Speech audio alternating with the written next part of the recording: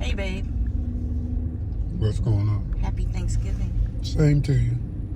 So, we're starting to get a lot of questions for Thanksgiving. I don't know. People don't sleep. One of our friends is doing a duck for Thanksgiving. Good choice. And wanted some cooking tips. The cooking tip is stick with turkey. No. And this is what one of our game plans is to give people information on a lot of different food so they can do some different things for different holidays and stuff. Aren't you tired of having turkey every Thanksgiving? It's a lot of different kind of poultry out there, fish out there and everything. But back to this duck. What did she ask? How to cook it, chef.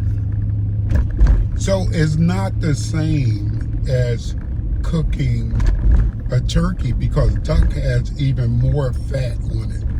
So normally the process of cooking a duck is you have to cook it at a high temperature for a short period of time and then cook it at a low temperature for a long period of time. And the reason behind that is because it has so much fat, you cook it at a high temperature for some of the fat to render and for it to seal the duck, and then cook it at a low temperature for a long period of time to lock all the juices and stuff in.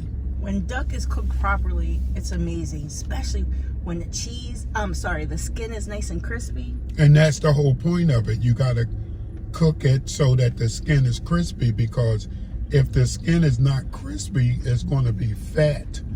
And the last thing you want to eat is just fat.